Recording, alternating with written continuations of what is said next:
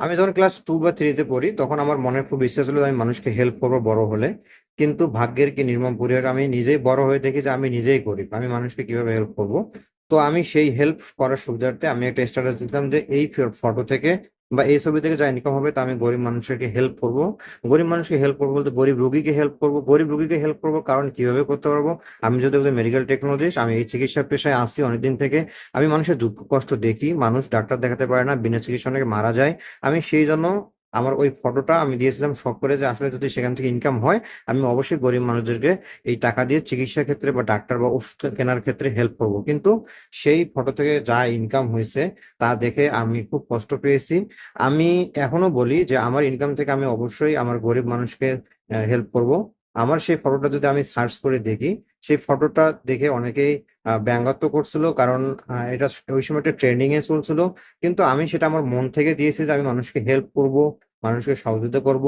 মানুষের দুঃখ কষ্ট দেখলে আমি খুব কষ্ট পাই, মানুষকে হেল্প করতে পারি না। মানুষজন ডাক্তার কাছে দেখাইতে আসে, তার ওষুধ কেনার টাকা থাকে না, ওষুধ না কিনেই চলে যায় বাসায়। তো আমি যদি ইনকাম করতে পারি ফেসবুক থেকে, আমি সেই হেল্পটা করবো মানুষকে, অবশ্যই আমি সেই কথাটা আপনাদেরকে দিচ্ছি।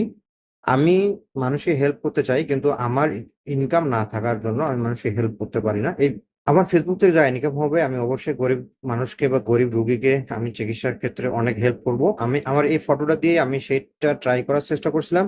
কিন্তু দেখেন এই ফটোটা থেকে আমার যা ইনকাম আসছে আমি আপনাদেরকে দেখাচ্ছি, আজকে সেটা দেখাবো।